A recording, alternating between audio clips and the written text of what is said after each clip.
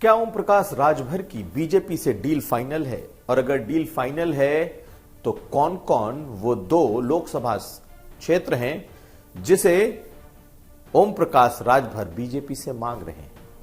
दो ही नहीं, 5 सीटें हैं। हम आपको बताने की कोशिश करेंगे। दूसरी खबर में जानिए कि अखिलेश यादव ने कहां कहा है कि कौन सा उनका मॉडल गुजरात मॉडल पर हावी है और 2024 और 27 में क्या होगा, यह भी जानिए। यह भी हम आपको दिखाएंगे कि उत्तर प्रदेश के किस जिले में एक शख्स ने खुलेआम पाकिस्तान बनाने की बात कही, बम धमाके की बात कही। कौन है वो शख्स और कहां का है यह पूरा मामला, और साथ साथ हम आपको बिहार में चल रहे अब्दुल बारी सिद्दीकी के विवाद में कूदने वाले उत्तर प्रदेश के पूर्व मंत्री की वो बात भी सुनाएंगे कि वो कैसे अब्दुल बारी सिद्दीकी का जवाब देते नजर आ रहे हैं। नमस्कार, मैं हूं कुमार अभिषेक, आप देख रहे हैं यूपी तक। हम हाजिर हैं अपना न्यूज शो आज का यूपी लेकर। तो ओम प्रकाश राजभर ने खुलेआम कह दिया है कि बीजेपी से उनके दिल मिल चुके हैं, दल अलग अलग हैं। उधर ओम प्रकाश राजभर की पार्टी और समाजवादी पार्टी के नेताओं के बीच भी संग्राम छिड़ा हुआ है कि कैसे सुभाषपा को तोड़ने की कोशिश समाजवादी पार्टी के नेता कर रहे हैं। लेकिन क्या यह लड़ाई सिर्फ एक लड़ाई है या इसके पीछे कहानी है? तो यह कहानी लोकसभा चुनाव के सीटों तक जा रही है, यानी कि कहीं ना कहीं ओम प्रकाश राजभर जब बीजेपी से पींगे बढ़ा रहे हैं, बीजेपी नेताओं के नजदीक आ रहे हैं, तो उनके मन के पीछे जो चल रहा है वो है लोकसभा चुनाव। लोकसभा चुनाव की सीटें और बेटे को एक सीट पर स्टैब्लिश करने की उनकी मंशा। अगर खुलकर बात की जाए तो वो 5 सीटें चाहते हैं। वो चाहते हैं कि बीजेपी से उन्हें 5 सीटें मिले। हालांकि सीटों को लेकर कोई चर्चा अभी औपचारिक तौर पर, अनौपचारिक तौर पर नहीं हुई है, ऐसा उनका भी दावा है। यहां तक कि ओम प्रकाश राजभर यह भी ओपन रखते हैं कि अभी वो सारी पार्टियों से के लिए उनके दरवाजे खुले हैं ताकि वक्त आने पर नेगोशिएशन ठीक ठाक हो सके। 5 सीटों की बात कर रहे हैं, लेकिन 2 सीटें वो बीजेपी से चाहते हैं। कौन सी ये 2 सीटें हैं? एक सीट है मऊ। ये वो सीट है जिस पर बीजेपी हमेशा से कमजोर रही है, गाहे बगाहे कभी जीत गई, लेकिन यह सीट उसकी कमजोर कड़ी है, कमजोर नस है पूर्वांचल में। तो एक सीट मऊ वो चाहते हैं कि वो लड़ें और उनकी कोशिश है कि अपने बेटे को वहां से लड़ाएं। दूसरी सीट वो अंबेडकर नगर मांग रहे हैं। अंबेडकर नगर वो सीट है जहां पे उन्हें लगता है कि ये बीजेपी के लिए सबसे खराब सीटों में एक है और अंबेडकर नगर उनके मुताबिक ये उनके लिए मुफीद सीट है। यूं तो उनकी मांग कई और सीटों की है, वो बहराइच, इसके अलावा बलिया जहां से वो मूल रूप से आते हैं, ऐसे सीटों पर भी उनकी मांग है। लेकिन निश्चित तौर पर इन सीटों पर किन सीटों को बीजेपी उनके साथ बात करेगी, इसमें तो काफी वक्त लगेगा, क्योंकि 24 में अभी टाइम है। लेकिन जिस तरीके से दिल मिलने की बात ओम प्रकाश राजभर कर रहे हैं, जिस तरीके से समाजवादी पार्टी के साथ उनका झगड़ा लगातार बढ़ रहा है, यह तय है कि वो बीजेपी के खेमे में जाएंगे और 24 में अपने लिए कुछ न कुछ बड़ा जरूर पाएंगे। आखिरी में बता दें कि संजय निषाद ने जिस तरीके से बीजेपी के साथ रहकर सब कुछ पा लिया है, खुद के लिए मंत्रिमंडल, एक बेटा विधायक, एक बेटा सांसद, और ये ओम प्रकाश राजभर अपनी आंखों के सामने देख भी रहे हैं। तो कहीं ना कहीं संजय निषाद को देखकर उनके मन में जो बातें फूट रही हैं वो इसी ओर इशारा कर रही हैं कि 2024 में वो भी कुछ इसी तरीके से बीजेपी के साथ नजर आ सकते हैं। अब अगली खबर। शिवपाल यादव और अखिलेश यादव अब बेहद ही करीब होते जा रहे हैं। दोनों के बीच की केमिस्ट्री भी अब कुछ ज्यादा ही नजदीकी दिखा रही है। शिवपाल यादव ने अभी प्रयागराज में कहा था कि उन्हें पार्टी से अब कुछ मिले या ना मिले इसकी कोई लालसा नहीं है, लेकिन अब वो आजीवन समाजवादी पार्टी में ही रहेंगे। दूसरी तरफ मैनपुरी जीतने के बाद आज शिवपाल यादव के क्षेत्र जसवंत नगर में अखिलेश यादव और डिंपल दोनों मौजूद थे, क्योंकि यहां पर जीत के बाद की यह धन्यवाद सभा थी। और इस सभा में अखिलेश यादव ने गुजरात मॉडल से बेहतर अपना मैनपुरी मॉडल बताया। उन्होंने कहा कि सियासी रूप से मैनपुरी का मॉडल गुजरात के मॉडल पर भारी पड़ा है और अब यही मॉडल 2024 और 2027 में समाजवादी पार्टी को जितवाएगा।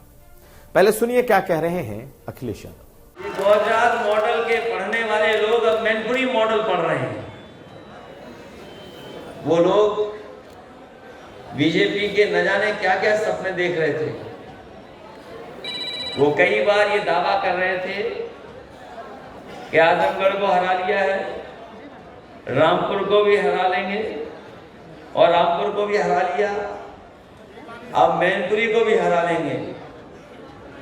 और हमारे मुख्यमंत्री जी तो यहाँ फुटबॉल खेलने भी आए थे करहल में, बगल में।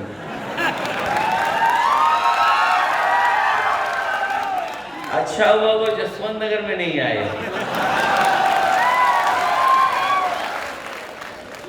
क्योंकि हमारे मुख्यमंत्री जी ये जानते नहीं है कि जसवंत नगर के लोग और मैनपुरी के लोग स्प्रिंग की तरह हैं। जितना दबाओगे, जब छोड़ोगे तो इतना उछलेंगे कि जिसकी आपको कल्पना नहीं है।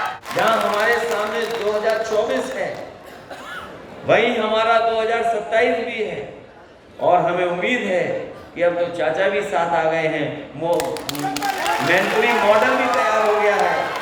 न केवल हम लोग 24 जीतेंगे, बल्कि 27 में भी इतिहास बनाने का काम करने वाले हैं। तो अखिलेश यादव की इस बात से एक बात साफ है कि अब आने वाले दिनों में समाजवादी पार्टी और बदली बदली सी दिखाई देगी। अखिलेश यादव ने कहा कि अब सड़क पर उतरने का वक्त है, जेल भरो अभियान चलेगा, लगातार प्रदर्शन होंगे और लगातार मुलायम सिंह यादव के तर्ज पर अब जनता के बीच में समाजवादी पार्टी रहेगी। तो ये अखिलेश यादव के साथ शिवपाल यादव के आने का कोई इफेक्ट है, क्योंकि शिवपाल यादव लगातार कार्यकर्ताओं की बात, सड़क पर उतरने की बात करते रहे हैं। ऐसे में अब देखना यह है कि चाचा भतीजे के साथ आने का असर चुनाव पर कितना दिखता है। हालांकि निकाय चुनाव में भी दोनों की दोस्ती साफ साफ नजर आ जाएगी कि आखिर दोनों की दोस्ती की केमिस्ट्री है कैसी। अब अगली खबर। गोंडा जिले का एक वीडियो वायरल हुआ और इस वायरल वीडियो में एक शख्स उस पूरे इलाके को पाकिस्तान बना देने की धमकी दे रहा है, मारने की धमकी दे रहा है, यहां तक कि बम धमाके की धमकी दे रहा है।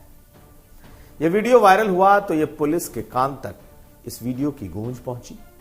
अंधेरे में यह एक वीडियो शूट हुआ था और उसके बाद जब पुलिस को पता चला तो यूसुफ नाम के एक लड़के को, एक शख्स को पकड़ा गया जो इस वीडियो में पहचान में आ रहा था।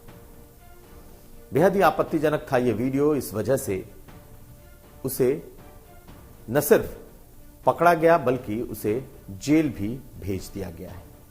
लेकिन उस मानसिकता को क्या कहेंगे जो समय समय पर कुछ इस तरीके से व्यक्त हो जाती है, निकलकर सामने आ जाती है। और जब पाकिस्तान की बात हो गई है तो आपको हम उत्तर प्रदेश के एक नेता का बयान भी सुनाते हैं जो बिहार के किस नेता के प्रति हिंदुस्तान और पाकिस्तान की बात कर रहे हैं। तो सुनिए मोहसिन रजा का बयान, कैसे उन्होंने आरजेडी नेता अब्दुल बारी सिद्दीकी के भारत में डर लगने और अपने बच्चों को विदेश में रहने की नसीहत पर यहां से रिएक्शन दिया है। उनका कहना है कि ऐसे लोग बाय चॉइस भारत में नहीं रहे बल्कि बाय चांस भारत में रहे हैं।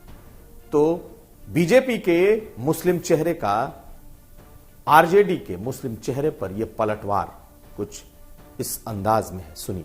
देखिए, आरजेडी के अब्दुल बारी सिद्दीकी, उनका जो बयान है कि जिस तरह से वो कह रहे हैं कि आज देश में मुसलमान सुरक्षित नहीं है, तो ऐसे ही मुसलमान हैं जो बाई चांस हिंदुस्तान में रह गए हैं, बाई चॉइस इन्होंने हिंदुस्तान को नहीं चुना है। जो भी ये भाषा बोल रहे हैं देश के अंदर, वो सारे के सारे वो मुसलमान हैं जिनके पूर्वज चले गए या जाना चाहते थे, वो नहीं जा पाए, और आज वो बाई चांस हिंदुस्तान में रह गए हैं। उनके मन में कहीं ना कहीं अभी वही पीड़ा है कि काश कि हम पाकिस्तान चले जाते। इसलिए वो वाली आजादी चाहते हैं जो पाकिस्तान में है। ये स्वतंत्र भारत है, यहां सबको एक समान अधिकार मिला हुआ है, सबको यहां आजादी है। लेकिन इनको इसलिए नहीं है क्योंकि ये एक इस्लामिक मुल्क बनाने वाले लोग थे, ये पाकिस्तान बनाने वाले लोग थे, ये हिंदुस्तान बनाने वाले लोग नहीं थे। तो साफ है कि पाकिस्तान, मुसलमान, इस तरह की बातें रुकने का नाम नहीं ले रही और सियासत में ये घूम फिर कर एकदम से सामने आ रही हैं। तो ये था आज का यूपी। हम फिर हाजिर होंगे, तब तक आप देखते रहिए यूपी तक।